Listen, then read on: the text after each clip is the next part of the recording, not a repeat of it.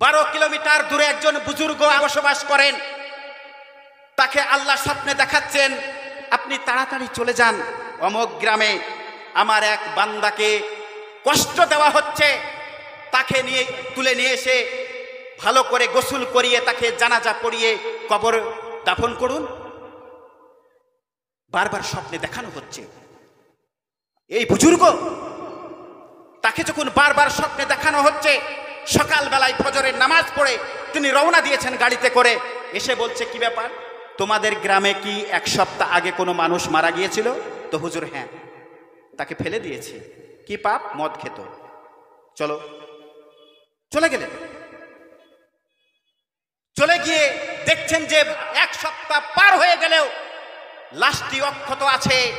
লাশের শরীর থেকে সুগন্ধি বের হচ্ছে। জোরে বলি সুবহানাল্লাহ। তার তওবাটা কি জিনিস দেখেছেন? তওবা কাকে বলে? তাকে নিয়ে আসা হলো, গোসল করানো হলো, কাফন পরিয়ে দেওয়া হলো। জানাজার জন্য বুজুর্গ দাঁড়িয়ে গেছে সামনে। বলছে, শোনো, তোমরা যেটা বলেছো যে পাপিষ্ট লোক ছিল, কেউ কি বলতে পারো এই লোকটির কি নেকি ছিল? কেউ কি জানো?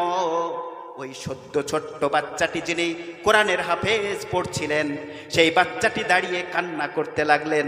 বললেন যে রাত্রে কোরআন পড়তে পড়তে বাতি নিভিয়ে গিয়েছিল, কেরোসিন ছিল না। এই ভদ্র মানুষটাই আমার কেরোসিনের ব্যবস্থা করেছিলেন এবং আমার হাতে হাত দিয়ে তওবা করেছিলেন যে আর জীবনে মদ খাবো না। বুজুর্গ বুঝে গেলেন যে তার তওবা কবুল হয়ে গিয়েছে। ও একটা ভালো কাজের মধ্য দিয়ে তওবা কবুল করেছে, আল্লাহ তাকে ক্ষমা করে দিয়েছে। জোরে বলি সুবহানাল্লাহ। এগুলো হচ্ছে ব্যক্তিগত গুনাহ। এই গুনাহ ইচ্ছে করলে আল্লাহ আপনাকে ক্ষমা করতে পারে যদি আপনি তওবা করার মতো তওবা করেন। কিন্তু আপনি সুদখোর,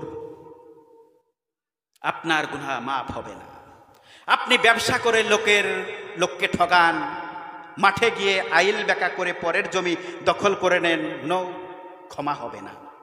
যতক্ষণ না আপনি নিজে ওই ব্যক্তির কাছে ক্ষমা না চাইবেন, ততক্ষণ আল্লাহ রাব্বুল আলামিন কি করবেন? ক্ষমা করবেন না। সুবহানাল্লাহ। তাহলে পারে আমাদেরকে কি করতে হবে?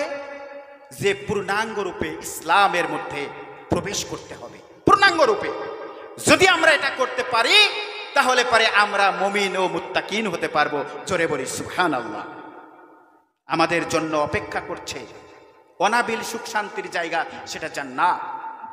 ফলে তওবা করলেই সব গুনাহ মাফ হবে এমনটা নয়। বান্দার হক নষ্ট করলে কখনো এ গুনাহ আল্লাহ মাফ করবেন না।